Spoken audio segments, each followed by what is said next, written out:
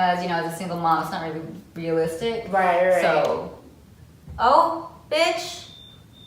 Oh, hell no. What happened? This has never happened before. Hold on, I'm getting scared. The power just went out. Oh, okay. I just got nervous. This has literally never happened before. Start over, or are you gonna edit? Yeah, start over. Because remember, my head didn't show. Oh yeah, Let's start over. You guys, oh my goodness, you'll never believe what we just went through. Never. Just when we thought things couldn't get worse, my camera actually cut off during this take, so we had to do a whole nother take that you guys are gonna watch, but my head is cut off, so please bear with me. Still watch the video, I appreciate it. Hey, it's your girl Funmi-Layo, and welcome back to my channel. Thank you so much for tuning in. I really appreciate it. Make sure to subscribe if you're not already, and make sure to like this video. It really helps me out a ton. But today we're back with another interview, and I'm so excited. We are interviewing a very talented artist today. So without any further ado, welcome Esther. Hello. Tell the people a little bit about what you do. I am a creative. I mostly do studio art and also a little bit of graphic design on the side. Yeah.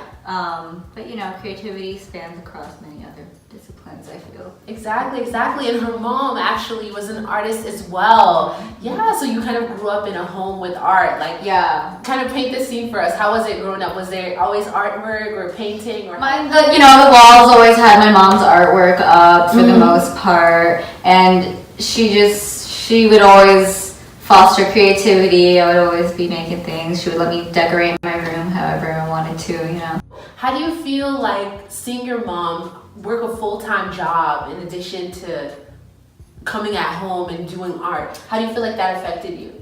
Oh, she definitely wasn't making art for a while. And she was doing some art earlier when I was a kid, but then she kind of separated from that a little bit. Right. And is that due to just focusing on work and everything like that? Yeah, focusing on work, as an immigrant, everything that happened in your home country is no longer applicable here. Right. Your education doesn't matter what you accomplish. When you come here, you start from scratch. Yeah, unless you're a really established family with a long, amount of money and everything. Yeah, exactly. Do you still feel like you hold on partly to her struggle? Yes. Or, yeah. I feel like that type of thing kind of lights a fire under you. Yeah, it does, honestly, because you want to grow up and be able to give them the world. Right, you want to make them proud. Exactly, you really want to, but then also you have to balance making yourself proud. Yep. Oh my goodness, and I don't know, I feel like that has been something that I have, I feel like I've come to terms with it, but something that I had to come to terms with. Absolutely. Yeah. Especially culturally. Oh man. Huge cultural gap. Oh my goodness, are you kidding me?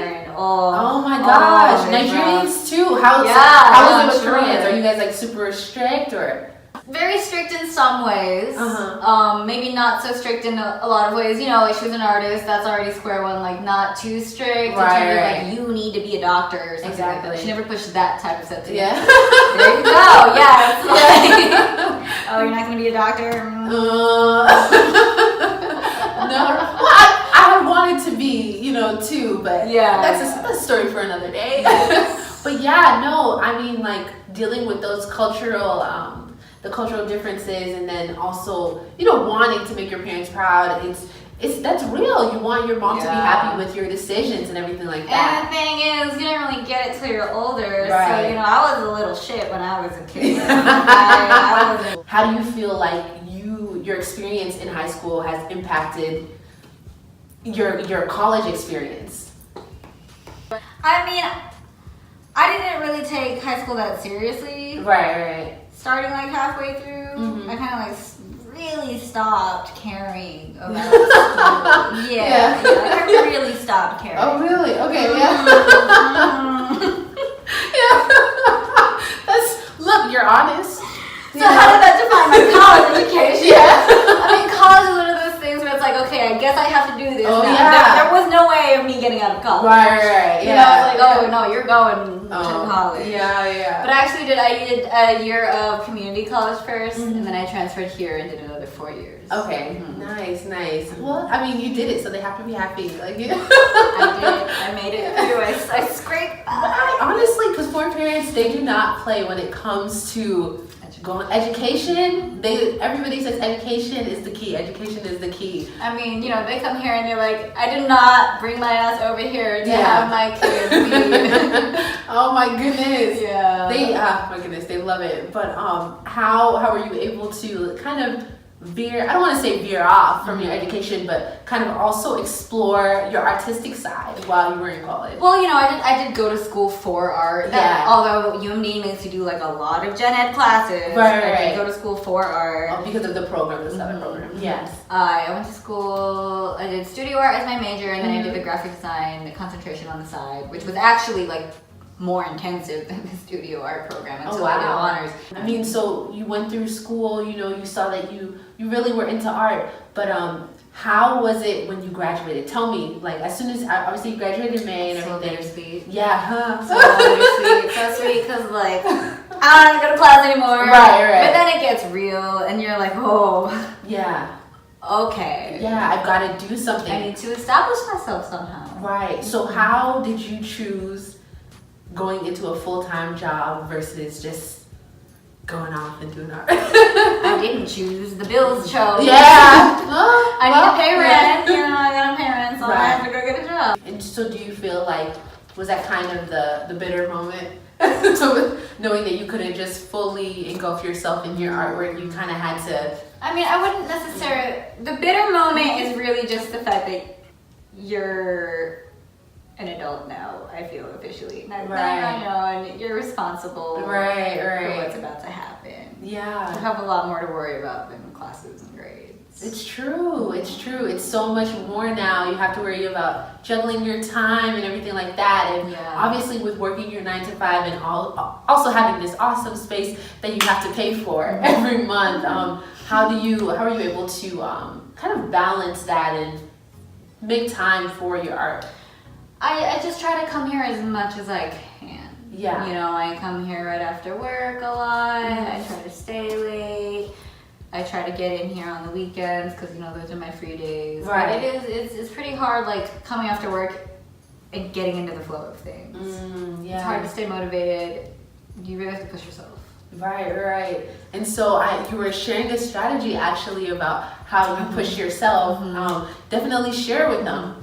So I'm trying to think of life just in the amount of weeks you have in 1 year. Right. You only have 52 weeks in 1 year. Yeah. You think a year is, it's fine, plenty of time. Yeah. But 52 is really relatively a super small number. Exactly. And it just goes by like that. It does. Like, I was marking the weeks on this little calendar I have, and you know, you go from 52 to 0 in like no time. Honestly, when she shared that with me, I was like, wow, I never really thought about it like that, because when you say a year, it just seems like this large, a whole year, a lofty amount of time. months. Right. But then when you break it down to just a series of weeks, wow, I feel like I'm definitely going to actually use that now. For sure. It's a game changer. I can just tell. Yeah. Because like weeks go by so quickly. Right. You blink and they're gone. Yeah. And it's just like, whoa. Right. But You know? and maybe set an intention per week, and then 52. Yes. You know, you're set. Yeah. But that's awesome. And so with your artwork and everything like that, how would you say that your artwork fits, or I would say fits or doesn't fit, right, with the current state of art? Okay. I would say it does fit with the current state of art, because you do see a lot more artists being very explorative in the materials they use. Yeah, because you've got fur, you've got acrylic, all mixed in one. Like, it's amazing. It's so dope. It's kind of fair game right now on what is starting to be considered legitimate art. Wow, legitimate art. That alone is like a whole other conversation. Like, I feel like breaking rules is happening at a rapid pace now. So would you say that the line, what do they call it? Line of entry, or how open it is to enter art, depending on your artwork. It's now is the time to really just push forward and create whatever you want to create. Yeah. I feel like, I mean, even now I do kind of have the sentiment of like, is my work too playful to be taken seriously by those who are truly in power behind the art industry? Right. But I feel like seeing certain artists gain the attention that they're gaining with the style of work that they produce, it gives me hope. And so you said, is your work too playful? What do you mean by that? How do you see your work as There's still like the community of just like high art is more traditional practices. Gotcha. Since you're more explorative. Yeah, and you know, like the materials I'm using haven't been being used for centuries. Like traditional methods, we figured that out. We figured out how to make art last. We figured out the proper methods and like how archival you can be. And you know, with this, it's just kind of like you're just kind of taking your chances. Right, taking your chance. Awesome. So do you feel like as you've come into this art world and everything like that, you've been taking a lot of chances? Like, what are some chances you've taken so far? Well, like I said, I do feel like I'm in like the infancy of my artistic journey. Yeah. You know, just now really truly being on my own, you know, and not having like adult professors who have been doing art and involved in the art community for a long time to always like give me feedback. I don't have that anymore. Right. You know? And I've lost track of the question. So am I.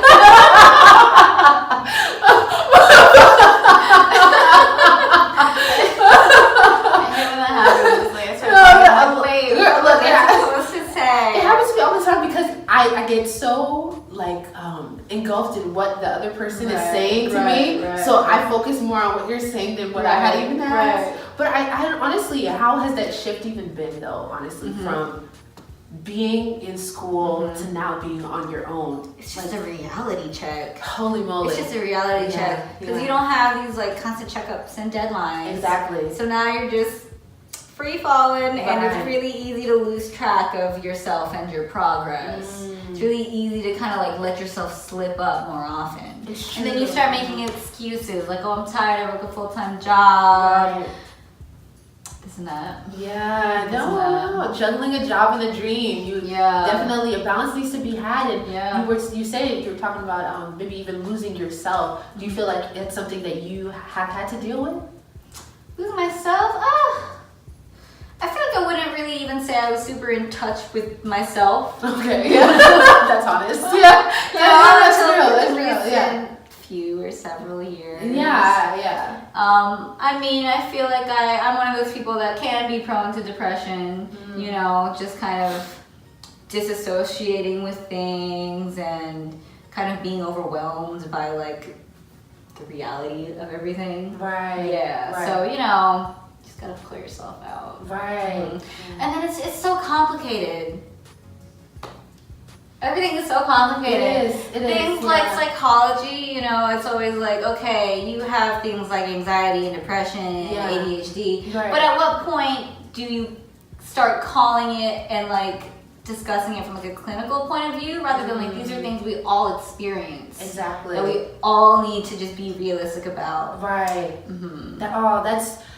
That's interesting, honestly. That is a good question. How do you balance, like, obviously trying to practice self-care versus exercising discipline at the same time? Right.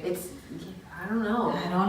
Yeah, I don't know. We're so young, too. Right. We forget how young we are. Yeah. We're so pressured to be something now. Exactly. Yeah. You know, with all these, like, social media. Social media has many pros, but it Right. also has many cons. Oh, of course, 100%. Yeah, so we all need to be more patient with ourselves. Yeah. We all need to stop worrying so much about like presenting ourselves to others. It's so true because everything is really a presentation. It's a front, you know what I mean? I think maybe back in the day it was more so when you see the people, but now it's, what you're posting online. Yeah, it's just different. Oh yeah, it's just different, man. Yeah. And we don't really know how different it is yet because we're in it now. Right, yeah. You know, we're kind of growing up with it, but I feel like our generation is like just so on that cusp. Oh yeah. You know? Oh my goodness, right. And wanting to put your best foot forward, because the reality is nowadays, and I get it, because that presentation that you put up could be the key to actually getting some of the goals that you want to achieve. Isn't that crazy? Yeah. Isn't that so wild? just literally presentation alone can really just make or break, honestly, nowadays. So I get it. I completely get it. But then it's like, you know, I don't know. It's wild, man. It really is. How do you feel like that happens a lot in the art world? I don't really too much know how heavy is, in terms of studio art, how heavy is the social media involved? The art world is a strange place. Yeah. Take me there. It's a strange place. Yeah. You know, there's the whole entire spectrum. You have the type of art that's being sold at auctions for millions and millions of dollars under giant corporations. Yeah. You know, like, I don't know if you've heard of Sotheby's, but they hold like really big auctions. And then you have like your really underground art. And there's a lot of disparity in the art world as well. Like, what do you mean by disparity? Like, there's a lot of high art that's really respected, you know, when really maybe the art's mediocre at best, or the person behind it isn't that great of a person. Oh yeah. But they still get a lot of recognition, because they're already in a place to have the money and the fame and the facilities to do what they want to do. Like, have you heard of Jeff Koons? No, I haven't. So he's the artist that does like the balloon animals, like the giant metal balloon animals. Okay. If you saw it, you'd recognize it. But like, he was a lawyer before he was an artist. Oh wow. He's extremely, like, he's seen as like today's pop artist. Really? You know? Wow, yeah. But like, all he has to do is say, all right guys, go make this.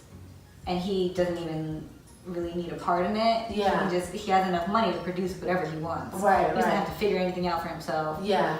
There's a lot of artists, if you already have a lot of money, you're just already in a place to be successful as an artist, and like make the connections with the people who have the money to be buying your art. Exactly. And I've always questioned, like, is that really just the goal, to be like bought out by corporate companies and just like make art for lots and lots of money? I don't know. Yeah, the integrity behind the art.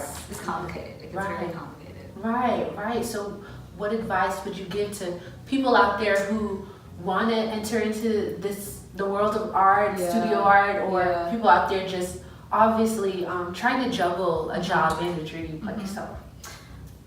Take your time. Surround yourself with artists that are inspirational in terms of, like, I don't want to say their morals, but like, you know, who they are as a person, not just the images they produce. I feel like looking at those types of artists are the artists that will give you the much like self-empowering. Don't be discouraged by high art. You can make your own space. Art does not need to be all about being in galleries and doing things for hotels, and, you know, being like really involved, like, or like doing projects for Starbucks, you know. If that's your goal, then it's not. If your goal is to just get a lot of money, then I feel like there's an issue there. Right. Like, that's the kind of attitude that takes the magic and sincerity away from art. Got it. Wow, amazing words, guys, from Esther.